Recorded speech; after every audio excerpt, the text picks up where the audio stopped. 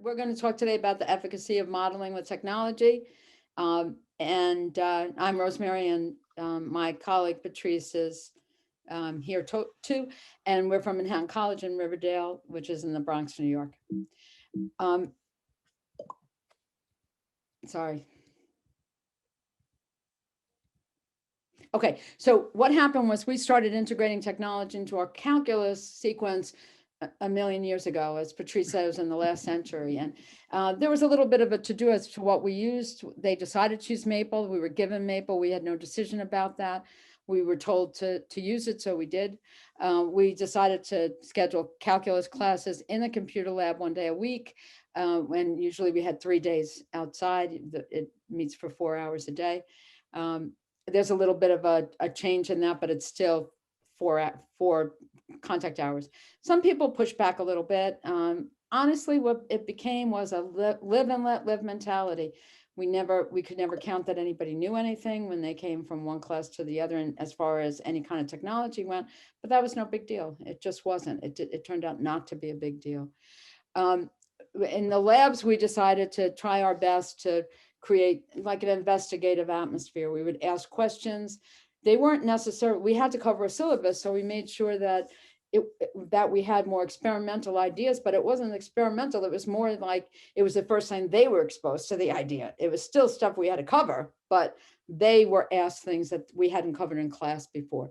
So we encouraged experimentation. We definitely encouraged people to work together, and their job was to speak mathematically, not just say things like, how do I do this?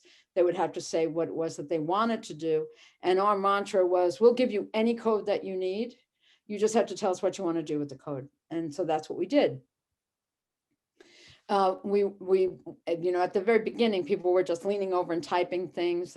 We'd say, you can't do that. You have to just talk to people, try to think things out, what makes sense, speak mathematically, what do you think, graph it, what do you anticipate is going to happen, questions like that in some of the labs that we did.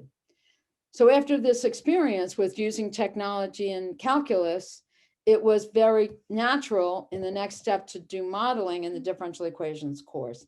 And modeling in differential equations, as far as using Maple went, because that's what we used, it's not for the faint of heart, because you really have to know it. You have to know the code very well. And but it's not that many pieces of code. So students are asking a lot of questions about code, but they're doing fabulous work in terms of analyzing the kinds of questions that they're considering and asking really, really great questions. And Simiode was a very natural step, because Simiode has all sorts of scenarios that we were able to just lift from the Simiode site and tweak and massage to fit into our needs. And so we did start very slowly as far as Simiode went. We tried the M&M scenario, which was a fabulous success, but please God that we can get back to M&M someday, because they've been off the table literally since COVID. Recently, in class, we did the spread of the cold scenario with beans instead of M&Ms. That was actually quite lovely, because people were using very nice mathematical terms about, they're very comfortable with the concept of increasing and decreasing, but they started to talk about calculus words like concaving up and concaving down and inflection points, and that was very fabulous. We did the and tunneling scenario, which again is just great. We learned that our students really don't see derivatives. They don't see, they really didn't know the definition of the derivative. We really had to remind them at the beginning, and then they started to see things more and more.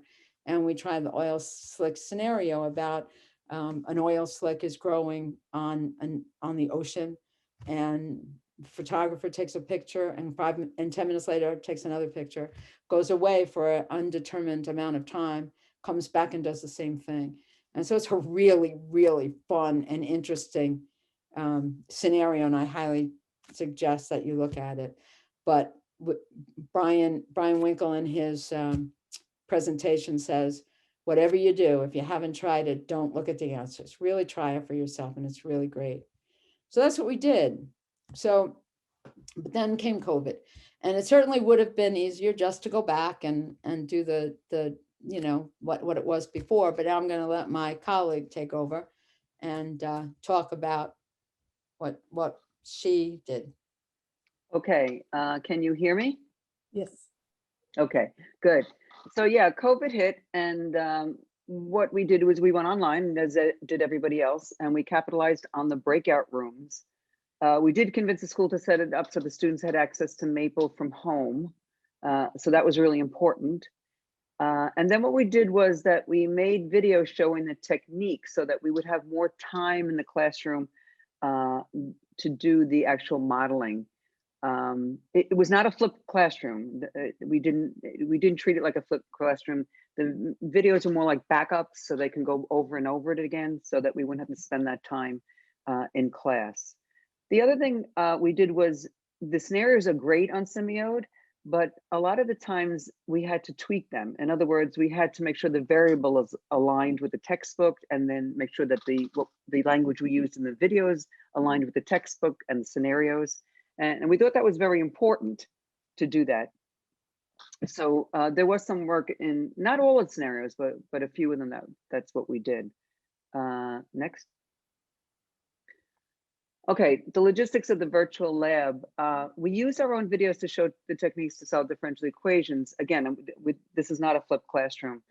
And what I said before, the videos left them with more time to think and discuss about how to solve a problem in the breakout rooms.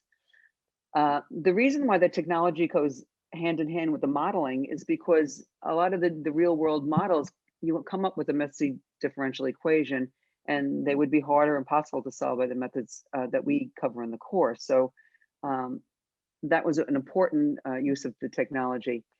The other thing we did in the virtual lab was that we dropped in and out of the breakout rooms to listen to their thoughts. I found that when you did that online, they actually talked more than you did when you had them face to face. Then when we were online, we had them come back from the breakout sessions and have a conversation about on what each group did. We encouraged them to verbalize. We encouraged them to make conjectures, and then we had them try their solutions and see if they made any sense. So that's what we did in the virtual lab, and that's really transferable, as I say here, to a face-to-face classroom with the labs that we do in the face-to-face setup. So we use the computer to solve the differential equation, use the computer to visualize. We ask the question a lot, does that make sense? With what you're looking at, does it make sense? Does the graph make sense? Does the answer make sense? And to verbalize what the graph means in terms of the problem. So that's all stuff that we learned with the lab. Next. So the important things were the lab, the time in the lab with the modeling and the technology, and the idea that they were actually in groups. They were solving problems in groups. We found 3 was the best number to work with. And as I said, we jumped in and out of groups. The Zoom, if you use Zoom, it allows the students in the groups to summon the teacher for questions. So that was really important. So you can go to room number 2 if they put up a question, or room number 5, and you can bounce around. As I said before, students actually seem to be more vocal in the online groups than they are in person. And when they came back, it was important for the one student from each to give a little bit of an oral report at the end of the class. And it was also important that one other student in the group actually wrote down what they had accomplished, and they posted that to Moodle so I could take a look at what they actually did. So an example, for instance, they had to construct a specific model for the spread of Ebola. They had to interpret and verify the model, and they had to reflect on it. And that was something that the scribe had to write up. Again, all of these items are easily transferable back to a face-to-face classroom. Okay, so as we were talking, as Rosemary talked about before, we use the M&Ms and the spread of the cold in English boarding school. Those 2 were really hands-on experiments. The M&Ms, you actually had, if anybody has never seen that, you actually use M&Ms and you toss them, and if the M comes up, then that M&M, or that person died, or that client, whoever, whatever you want to call it, died, and then the M&M was down, they lived, and then we saw what happened after a few iterations. The spread of the cold in the English boarding school, we used beans on a layout of the boarding school, and we threw the beans in, and if the bean went into a certain room, then there was an infection in that room. The ant tunneling Rosemary talked about before. The car suspension, I used that model as a car suspension. Actually, it was only in one wheel, but that was okay. Inner ear drug delivery, that is just what it looks like. It's measuring how much drug gets dissipated into the ear, and we modeled that. A tank interrupt, swallow goes into a tank and then it stops and then it starts up again.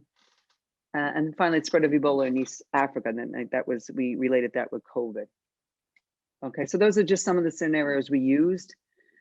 As far as assessment, the group work, they worked in class on the way it was set up is the way that I set my classroom up is that basically they came into the class and they were broken up into groups of 3s, and they were put out into breakout sessions, and they were given a scenario and they worked on it as a group.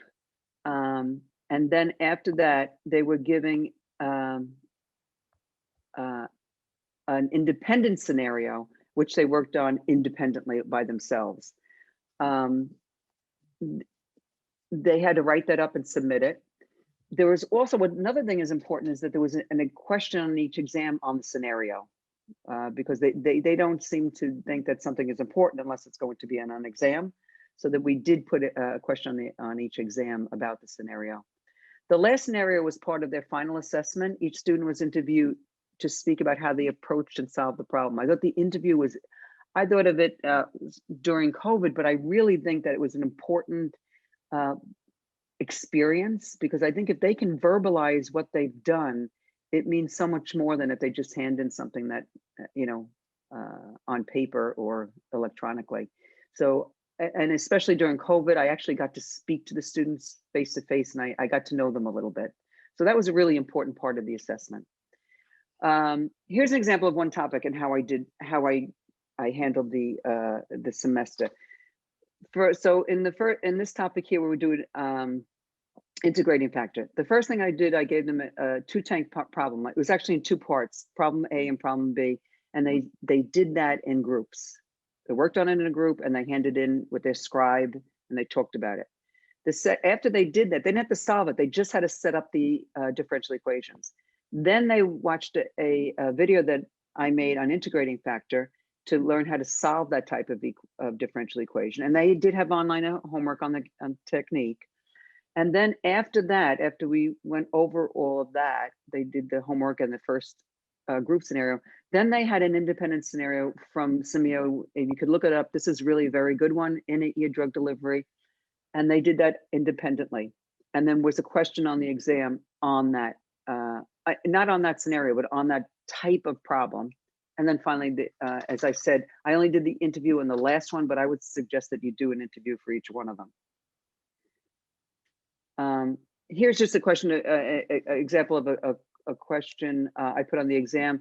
I don't think if we hadn't done the modeling, they could have answered something like this quickly, but I'm not going to go through this, but I just wanted to show you that they just had to set up something.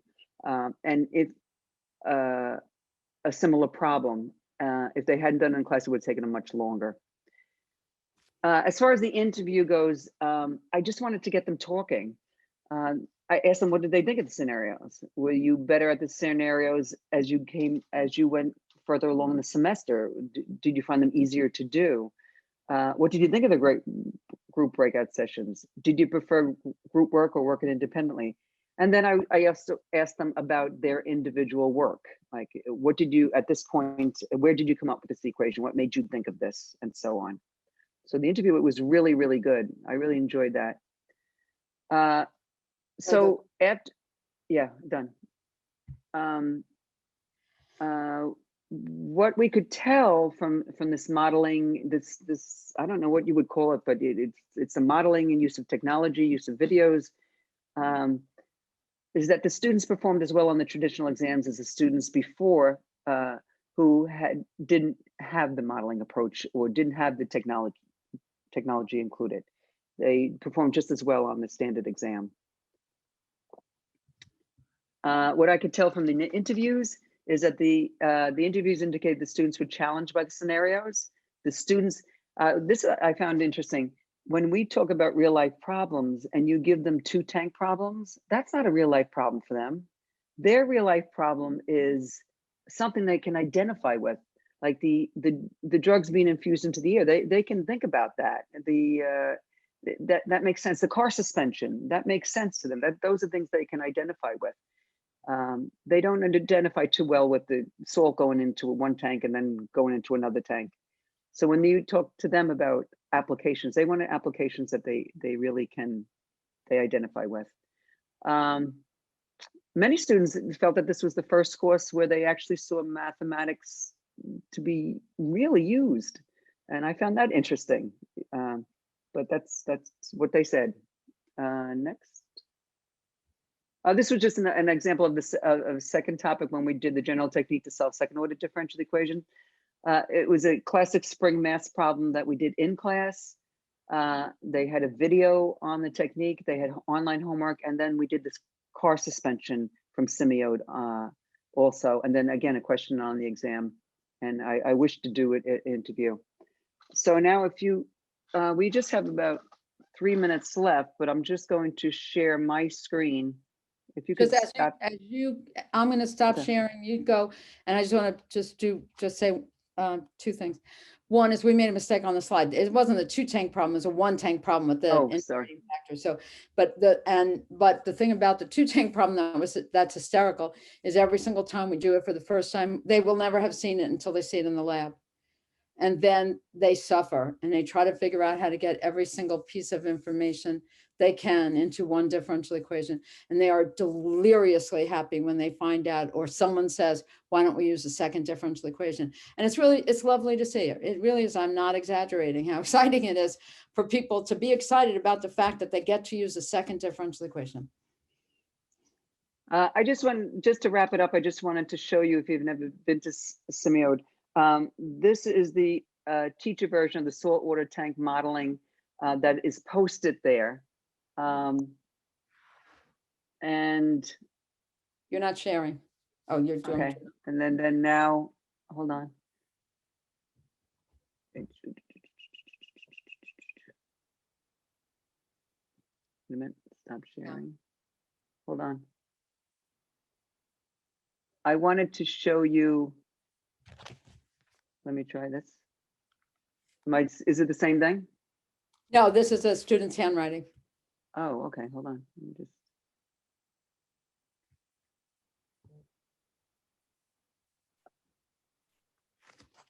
I don't know if I'm sure. What is it? Am I moving it? It's work to provide evidence to my statement. X of t is equal to 240 times 1 minus 0. Okay, then I'm going to stop sharing here. Okay, what I was trying to do, and since we only have 1 minute left, I was trying to show you examples of the students' work, and just to get to the point where in a lot of the modeling, scenarios, what I did was I gave them a choice. You can either use the integrating factor technique by hand, or you can use the computer to solve it. And I had one example of one student who did the entire thing by hand, another student who did half of it by hand, and the rest of it they did with Maple, and then the third student who did everything by Maple. So it was very interesting how they picked up on that, and that they could use it, they might not use it, be able to use it. They had to know the technique, but in the projects they could actually choose to do whatever they wanted to do. Okay, I'm going to end it there. Can I ask one quick thing? Yeah. One of the things that you said was about the videos, and we cover everything in class, but then we would say, well, in a traditional class, we might do 3 or 4 of these examples. So I'll do 2 and I'll supplement it with other videos. And it's the only time students will say, thank you for doing that. It's so fun when they say, thank you, because it's not an assignment, it's just enrichment. So that's what, when Patrice was talking about, it's not flipped at all. We cover it, but not as many examples that we normally would have the time to do. Yeah, it is time saving, but thank you and very thank much. Thank you very much for finishing on time, you. because I know Rosemary and Patricia, they have been doing this modeling for years, and they have been teaching this. They're the actual gurus. So, so Thank please, if you have any questions, please ask them. So from their experiences, they can help us. Yes, go ahead, please, Hector. Hey, hello. Excellent talk. I really enjoyed it. It's very nice to meet people that are so like-minded as me. We do extremely similarly things on the classroom. But one of the problems I have is the coding skill of the students and the kind of learning barrier to use the computer to compute. So the students seem to be capable of using the computer for many things, but not for compute at first.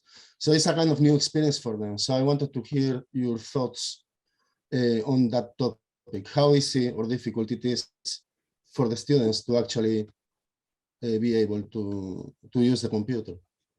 Well, what we had said in the beginning is that, I don't know, do your students, are you talking about differential equation course? Yes, Okay, do your students use technology in the Calc 1, Calc 2, Calc 3? rarely, yeah. In my classes, Yes. yes, and in some professors, yes, a little bit, but it's mostly, I think, pen and paper, which is fine too. But it's also community college, so many of the students, maybe they don't have as easy access to computers or to just the culture of computing, you know. So if you are in a big college and you have, say, Mathematica or Maple, you know, you can easily have a professor that does it. But if you are at community college and maybe you don't have access to those tools, then the other tools are things like Jupyter or like Python and stuff like that, but that's even more difficult. So yeah, so that's why I was asking. Yeah, that's hard. We're lucky because as I said, years and years ago, we were able to infuse technology in the Calc 1, Calc 2, Calc 3. So even if they don't use a lot of it, they're certainly used to it by the time they get into differential equations. I do feel for you though. It is a learning curve, and it's but you could just, even if you can get them to graph the, you know, one of the things you could do is and if they, well, in Maple, if you could give, they don't have to write the code. You can give them the code. You know what I mean? But it's hard if they don't have all have the same software. You know. So, Hector, what I do, I have the same problem because students, they don't have the computing programming knowledge. So what I do in my classes, I try to make it very simple. I use the Excel spreadsheet and try to let them learn. And I don't ask them to do this, find the error estimate, like sum square error. I use Excel solver, and so that they learn the beauty of modeling. So that's how I make them. And Excel is free, and they also know, of course, little bit I have to tell how to enter and how to do this, you know, to use this. And now they appreciate it a lot. I mean, they think that modeling is very simple. So probably you can use in that, this is free. And also for solving this differential equation, let's say you have to use very difficult techniques, let's say, like not difficult, but for them, let's say they don't learn, they don't know, then I use Wolfram Alpha, which is a pre-form of WebAssign. Sorry, what is that? Mathematica. Mathematica. Yeah. So then you just put the solve command and they get the solution. So my goal is to appreciate the modeling part. And once they know, of course, they can go for this, how to find out least square solution, I mean, ways, and then they can go for the rest. I do not want to overburden their thing. Right. So maybe anybody other in the audience, they can share their own experiences along with Rosemary and Patricia.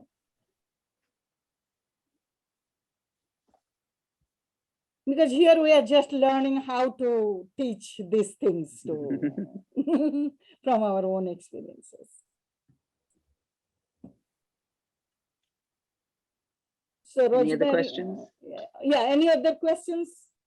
Or if you have some more advice, please, both of you can share with us. Rosemary, do you want to put up the last slide again? Maybe we could just, I just wanted for our email addresses if anybody has a question later on.